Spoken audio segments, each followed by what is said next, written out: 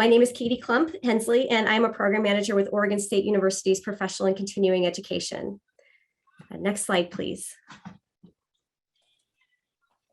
So before we jump in, I want to share a quick outline of our presentation today. We'll be starting with brief introductions, and then we'll dive into our presentation, bravely addressing workplace bullying. Afterwards, we will have some time for question and answers, so I encourage you to use the chat function. We did have a question about whether or not audio is disabled. Because this is a webinar with a lot of attendees, audio is disabled, but we will be taking questions via the chat. So be sure to pop your questions in there. And we also wanted to share a big thanks with those of you who submitted questions in advance of today's presentation. We received a lot of really great questions and inquiries, and we'll do our best to address as much as we can today during the presentation. So next slide, please. Great. So introductions. Professional and Continuing Education, also known as PACE, is Oregon State's non-credit and workshop training provider. We collaborate with Oregon State faculty and staff to offer courses online and on-site year-round, focusing on a multitude of topics ranging from gardening and natural resource management to healthcare training to technical writing and instructional design. We also work with private industry to create innovative trainings for their employees, customers, and volunteers. And to learn more about PACE programming and services, we encourage you to visit us online. Next slide, please. So I am very pleased to introduce today's speaker, Sue Theiss. Sue is the University Ombuds for Oregon State University, providing conflict management services and education to all members of the university community. And she served in this role since the office's inception in February of 2012. Sue is a professional mediator and certified administrator for a conflict climate inventory. Her areas of expertise include interpersonal and small group conflict, workplace bullying, and conflict climate. She is a member of the International Ombudsman Association and has presented to her IOA colleagues on workplace bullying, conflict climate, and conflict theory and practice. Before joining OSU, Sue served as a volunteer ombudsperson at the University of Arizona for 8 years, while employed as Department Administrator for Family and Community Medicine. She also co-chaired Arizona's Ombuds program before becoming the University of Arkansas's first ombudsperson, where she served for over 9 years. Next slide, please. So today's presentation is really a preview of Sue's upcoming workshop, Navigating Conflict, a primer for managing interpersonal, small group, and organizational conflict, which is scheduled for October 21st. This one-day training will arm participants with a foundational understanding of workplace conflict and provide them with the tools to address different types of conflict, including bullying and conflict climate. So next slide, and without further ado, please join me in welcoming Sue Theiss. So Sue, before you get started, I'm wondering if you might be able to share a little bit about why you chose to focus on workplace bullying today. Yeah, thanks for the introduction, Katie, and thank you everybody for joining us. As Katie mentioned, the training that's coming up is on interpersonal, small group, organizational conflict, and anyone who's been involved in workplace bullying knows that all these things are at play when these kind of conflicts come up. It takes a lot of courage to address these issues for the individual who feels targeted by bullying. They might have a tough time deciding, when do I speak up? What's actually happening to me? Will anybody believe me? And where's a safe place to take my concerns? For the supervisor or manager who's trying to help, sometimes you're getting a lot of information around the conflict and you're not sure what's really going on, how you intervene, and what will actually make the situation improve for everybody involved and not actually make it worse. So we had, last I counted, we had about 160 questions that came through, and I'd love to be able to answer all of them individually today, but I think many of them fell under the sort of the common themes of how do you know if something is bullying instead of some other type of conflict? How do you intervene? What do you do when the culture seems to actually support bullying rather than helping promote conflict resolution and working through those issues? So I think the best thing I can do is give you all a little bit of a foundation to work with. What is bullying? What does it look like? How is it different from other conflicts? And then depending on the types of bullying characteristics, things that are going on, the stages that it's occurring in, what are some of your options for intervening? Of course, I can't do that in detail in the 20 or so minutes that I've got to cover this, but I'm going to give that a try. So one of the questions was somebody had asked, well, what's the legal definition of bullying? Well, in the United States, we don't have a legal definition, one common one. Some countries do for workplace bullying. There's some states that have some guidelines around K through 12 bullying, but really we look to the research and the policies that are out there to help us define what bullying is. And the common denominator in all the definitions is repetition of aggressive behaviors. So for example, with other forms of harassment like sexual harassment, one single event might be enough to violate law or policy.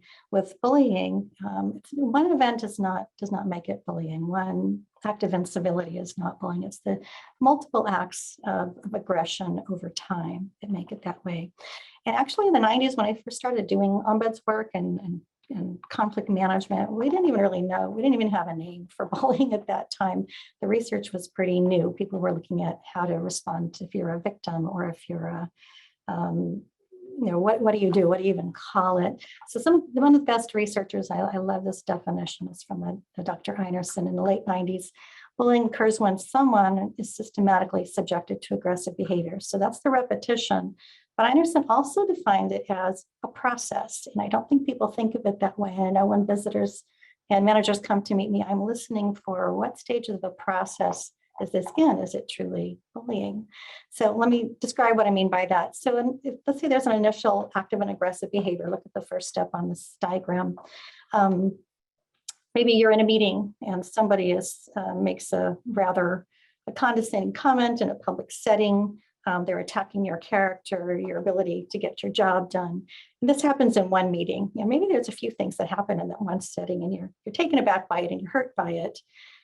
That doesn't happen again by itself. It's not bullying. It's that initial act of aggression, that first stage. But let's say that same individual at another meeting says something again, or they're starting to exclude you from information that you need to receive purposefully, or they are starting to send you some nasty messages through email, or they're gossiping around you in a negative way that influences other people's perceptions of you.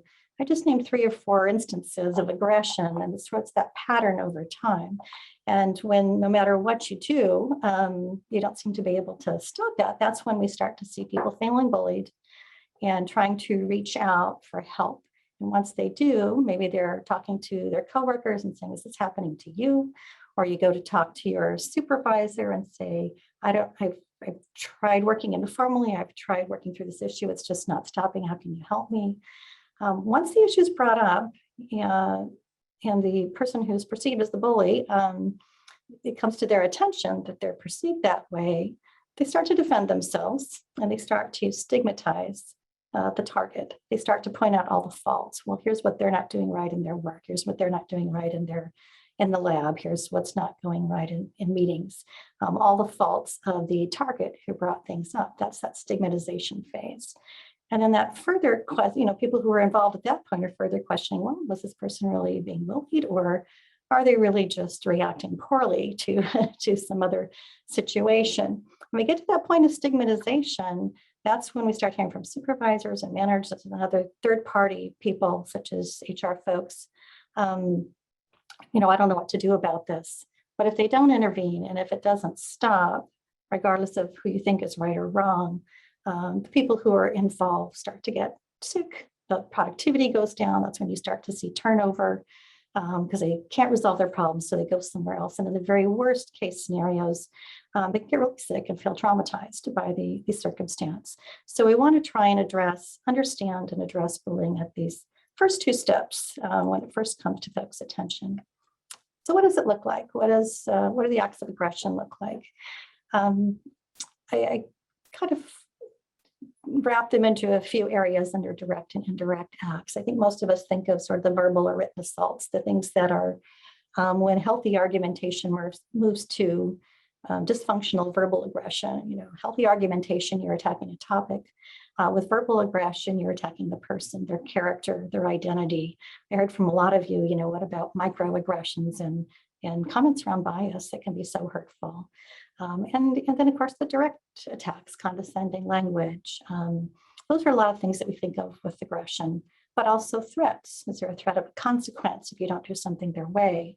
Retaliation. I heard a lot of you ask questions about, well, what if it's my supervisor that I think is bullying me? Well, a lot of people have fear of retaliation. If I don't do what they want, or if I push back, then maybe I'll see something in my evaluation. Or negatively altering job assignments. Is somebody changing your job assignments to a way that you can't do your job, or making it difficult for you to work with others or get things done? Intimidating physical demeanor. We think of this a lot with bullying. People are raising their voice, using a stern voice.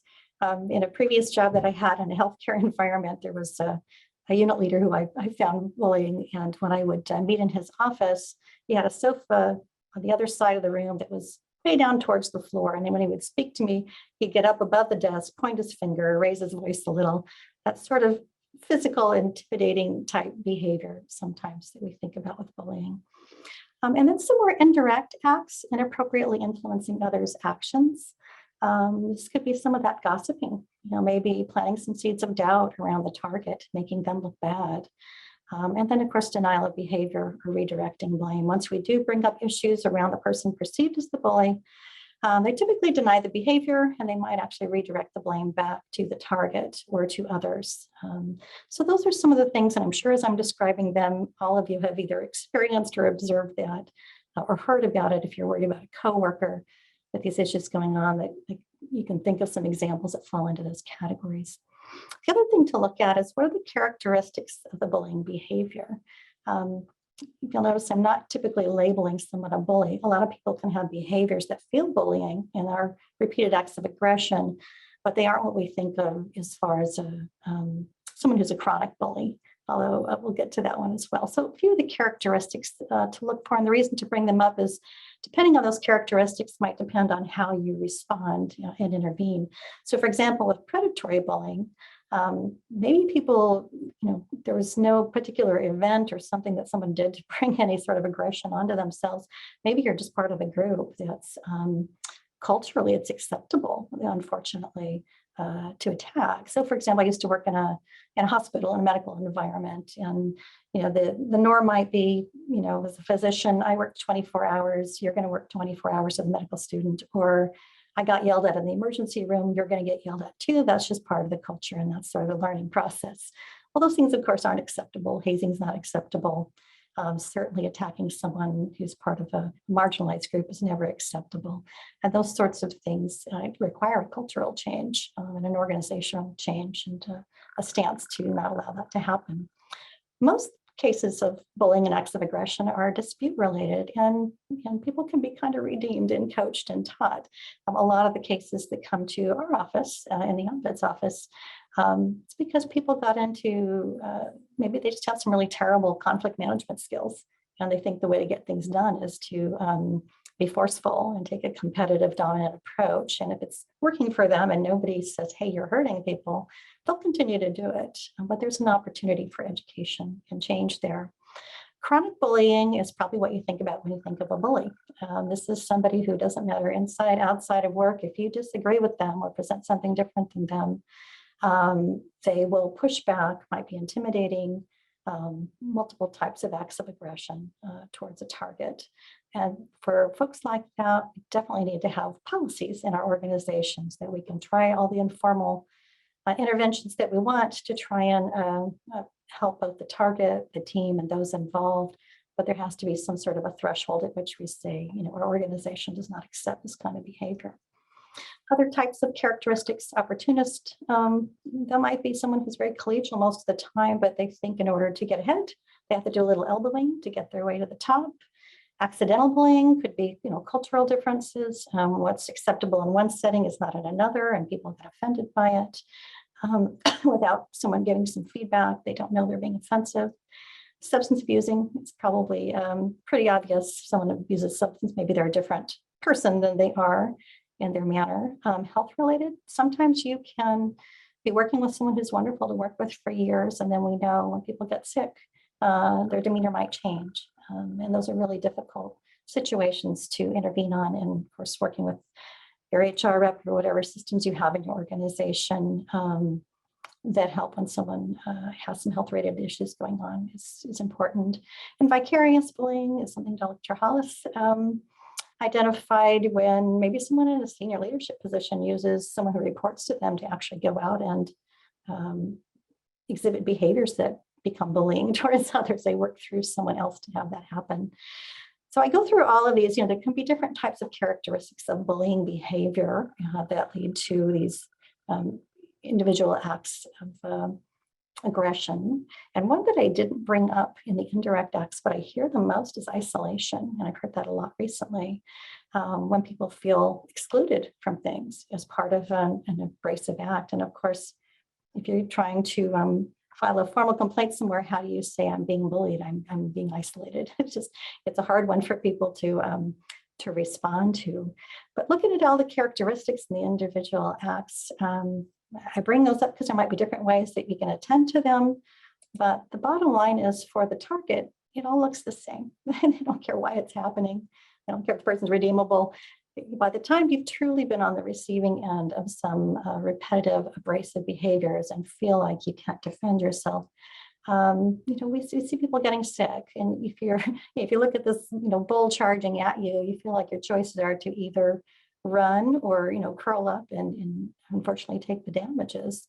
And we certainly don't want that to happen to anyone. We don't want them to feel that they don't have resources to reach out to or don't have the tools they need to get out of that type of situation. And of course, you might have, I had one case with a supervisor with 3 different people who all were experiencing some of the same abrasive behaviors from them, but they all 3 responded very differently. One was able to find another way to work around their issues. Another one was willing to have a mediated conversation with the supervisor to work through their issues and improve that situation. And the 3rd one felt traumatized by it because we are all in a different place, having different experiences. We have to, if you're someone just listening to someone having these kinds of concerns, of course, we have to say, no matter how many times I think I've heard this kind of story or somebody else doesn't see it the same way as you, for that person, they're going through something very difficult. And you want to be grateful that they brought the issues to you and listen fully and empathically.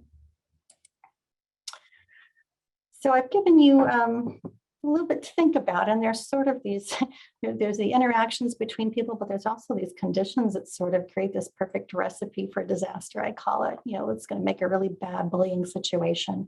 We know if it's bullying, it's got to start with the repeated aggressive behaviors. When you mix in an imbalance of power, which is often the case, not always in a supervisory position, but could be someone in a different position of power or who's got just by seniority and experience or position type, they have some position of power over you. Marshalling support. This is when it becomes very quickly a team issue. The person who's being targeted has to reach out to others sometimes to say, what would you do as it's happening to you as well? Person being blamed or accused of bullying behaviors is going to also marshal support from their colleagues or their supervisor. So now we've got a team issue at the very least. There's always collateral impact, whether it's loss of productivity, lowered morale, people getting sick, or people actually turning over and leaving or moving to other areas in the organization. There's always some collateral impact. And then if there's inactive bystanders and managers, and typically managers and bystanders do want to intervene and help out, but they don't know what to do, and they don't want to make things worse. And they certainly don't want to also become part of the toxic environment that's getting created. So when you've got all those things mixed in, it makes it really difficult to address these issues. And that's why we were saying, bravely addressing bullying. You have to be really brave, to step into the middle of this and try to unravel it. And then when I've got here, baked with the organizational tolerance and norms, if you've got an organization that appears to not have some policies or processes to address these things when they rise to a heightened level, to intervene, it sends a message to folks that maybe the organization's okay with this kind of behavior. Typically, I can't think of any organization that is, But if you don't have a policy or send out some messaging that says we will intervene when necessary, then people believe that maybe you're not noticing, or there is no way to address these issues when they get to that heightened level. Most formal forms of policies and procedures are usually pretty lengthy, and people sometimes hesitate to want to go through them. We need to have them there when they're necessary, but being able to try and resolve things as early as possible in an organization is really helpful. And then if things get left, sometimes we, know in cases where it seems like things just go on for years, why doesn't anything change? And then we get a whole conflict climate that sort of seems to enable bullying and inhibit resolution. And I think that was some of the questions that came through. What about if you've got a whole climate that, how do you change that? So good news is, it says recipe for disaster. I'm a terrible cook. I know how to ruin a recipe. So I can tell you, first thing you do is you leave out the ingredients that are really important for that. So one ingredient here, especially if you're in an organization that doesn't have any policies, and I know a lot of managers who want to intervene will say, I'd like to, but I don't know how to get support through my organization. It's something at an organizational level that's good to attend to. At OSU, we have a policy. So when things get to a heightened level, we can use that to help intervene, but also to be able to communicate to your organization that this isn't tolerable behavior, just like any other form of harassment. We won't allow bullying. So that's one thing. You can remove that by improving organizational systems and messaging. So what typically happens, though, is that most of these conflicts get resolved in the early informal stages. So what do?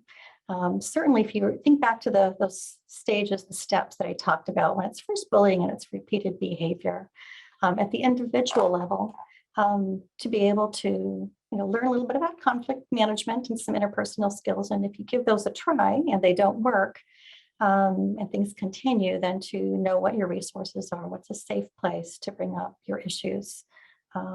You can help think things through. Certainly at OSU, we have an ombuds office like myself. Other organizations, you might have an ombuds or some other neutral third party that might help you think through things privately, or you might have a trusted colleague in a position that can help you, that can help listen and help you think through what your resources are. In any event, if you're a supervisor or manager, make sure you create a safe environment. Well, how will people feel comfortable speaking up on these issues, letting people know you take them seriously? You're not picking sides, but you are taking them seriously. Assess what the conflict is. Again, by the time things go to a manager, you might have several people bringing to you different issues that are coming up with their separate perspectives. Provide as safe of an environment as you can with options for people to bring up their issues, maybe not just to you, but to someone else.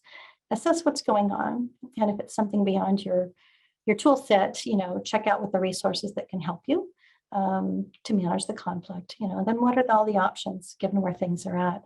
What kind of bullying behavior was this? Is this dispute related? Do we have an option to do some coaching here? Is it more a chronic bullying situation where we really need to use some more formal procedures to address it? I like to think that most people are redeemable. We've all been offenders at some point in our lives and maybe thought back on a time we could have behaved differently. Most of us are not chronic bullies, but others, you have to keep in mind that some others who might be exhibiting some of these bullying behaviors, we want to give them an opportunity at first to have a little coaching and to intervene and try to reduce the impact on everybody by intervening early. So consider your options. Is it education? Is it going through having somebody at a more senior level step in and set some ground rules for everybody? Does it take something more than that? Provide education and coaching when you can. Is there a climate issue? Sometimes we have situations where leaders come and go, but the climate has stayed the same because maybe some bullying behaviors have been going on for some time. So find someone that can help you address what the climate issues are, because bullying can't continue unless the climate allows it. And bullying makes the climate toxic. So it's got a reciprocal effect on each other. So in those first couple stages, where aggressive behavior becomes bullying might lead to stigmatization, we have an opportunity to intervene. When it gets further beyond that, and we don't want people, of course, to get sick and feel traumatized, you need to have some sort of a policy and some formal steps to help intervene and stop it from getting to that point. And that's when you'd move to a more formal response. So that was a very fast overview of what bullying is. And Katie, I'm assuming you're still there and maybe saw a few other questions. I know lots of people had asked, what do I do in a specific circumstance? It's hard to say that. You have to assess with each conflict what's going on. But Katie, were there other questions that you wanted to be sure I answered for folks? Yes, absolutely. So just a reminder to folks, we have about maybe 5 minutes left in today's presentation. So if you have a question you'd love to have answered, feel free to use the Q&A box or the chat, and we'll get to it if we can. We do have a couple questions. The first one is talking about educating the bully and assuming that they don't know how their behavior is hurting someone. Who is best placed to do it if direct conversations between the bully and the bullied doesn't work? Is that HR, supervisor, ombuds? Yeah, it depends. I would say how much risk is there to addressing things, with the bully or the person perceived as the bully. So typically, if there's a lot of bullying going on, I would not recommend a mediated conversation. There are some exceptions to that when things have been brought to a level where people feel safe and having someone mediate between the two of them. But for most, when the target feels like they're, feeling sick and nervous and there's a big difference of power, that's not a good place to start. If the supervisor is someone who can address those issues, that's usually preferred, that they can start with that. But certainly, I think it's depending on the situation. If you have an ombuds person, if you have HR representatives are different in every organization. Sometimes you have someone that does help with these kinds of conflicts. They could also be someone to help coach the supervisor, talk to the person who's brought up the issues and say, what's best for you? What's going to be most successful as far as if we have an opportunity to sit down and meet with the aggressor, what's the situation like? If it's fairly straightforward and if it's got to the point where it's violating someone's behaviors is keeping them from getting their job done, certainly the supervisor seems like the most appropriate person to do that. If they are, more subtleties and it's more of a coaching education for that person to, they might be liked in a lot of capacities, but they're just really rubbing people the wrong way and it's hurtful towards those who are in a position of less power. Sometimes having a third-party coach, like an ombuds person or an HR person might be more helpful. But certainly if it becomes performance-related and it's affecting the team, it's good to have a supervisor involved if they have that skill set and responsibility.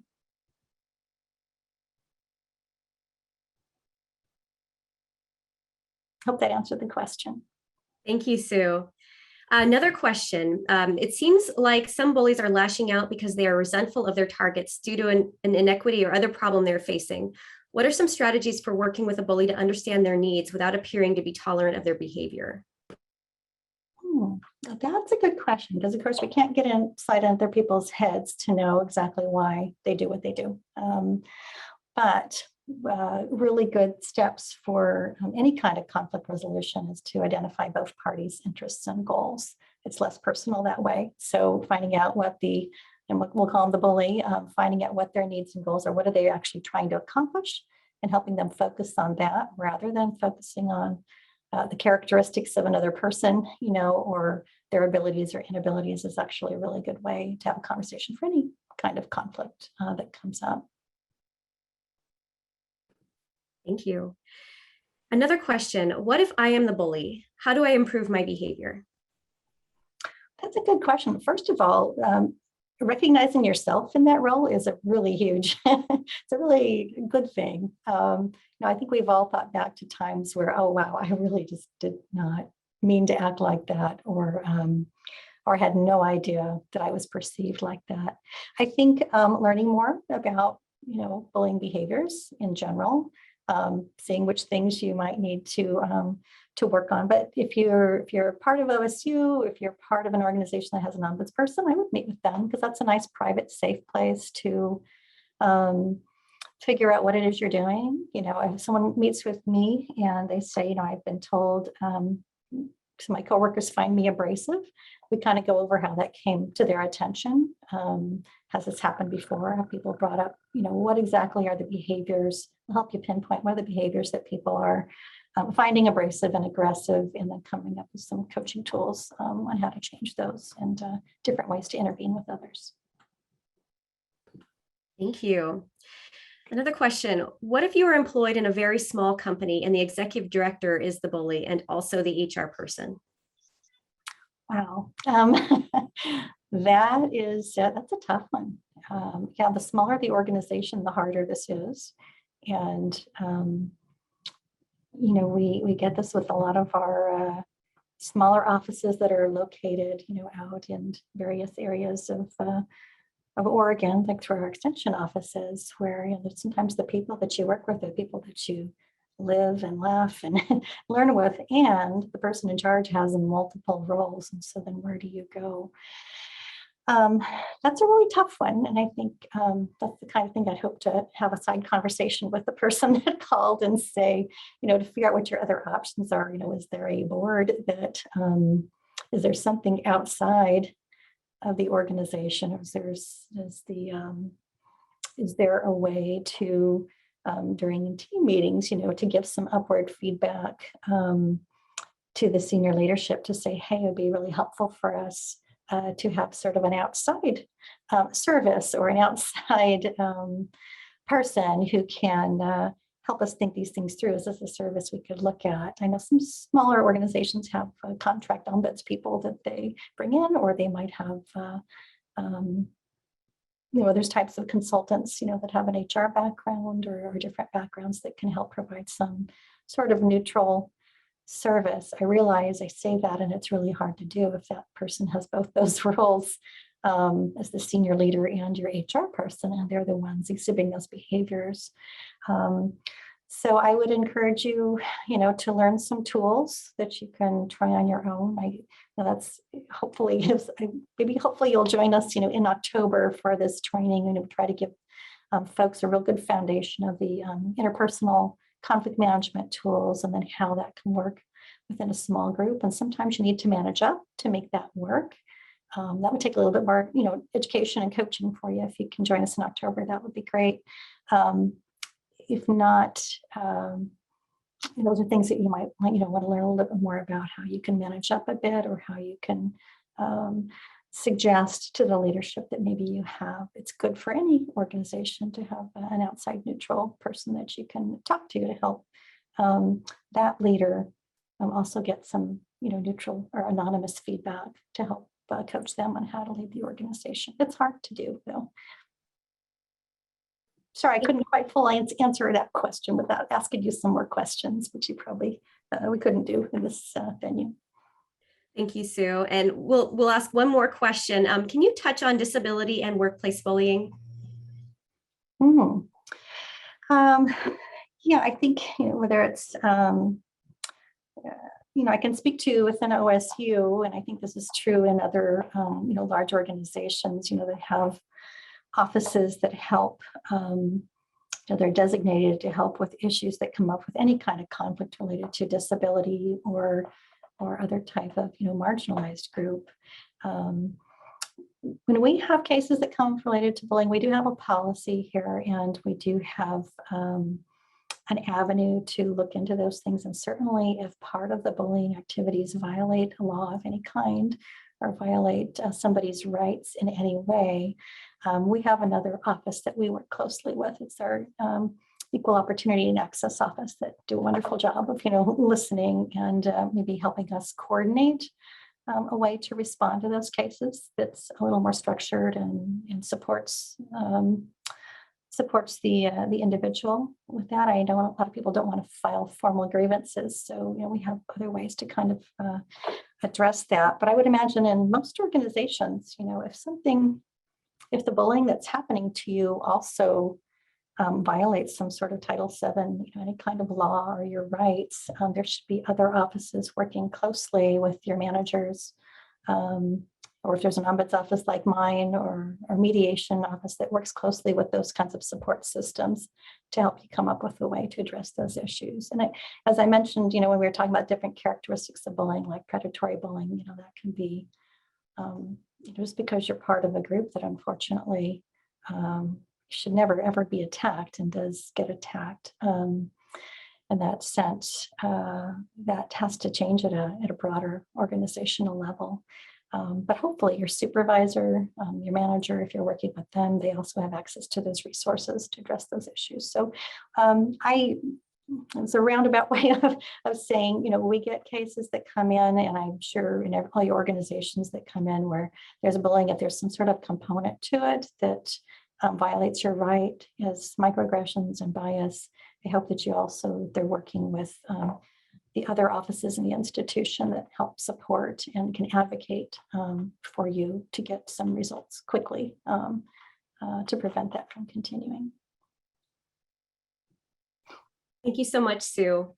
So we have one final slide to share with the group. It includes information about our upcoming workshop. So navigating conflict, a primer for managing interpersonal, small group, and organizational conflict, is scheduled for October 21st.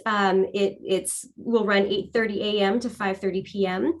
and it will be held on the Corvallis campus. Space is limited, so if you're interested in attending, we'd love to have you, but be sure to sign up early. And you can do that by visiting the PACE website, which is pace.oregonstate.edu. If you have additional questions, we encourage you to reach out to us. You can find our contact information on our website as well. And with that, thank you so much for joining us today. And thank you, Sue. We hope to see you guys in October.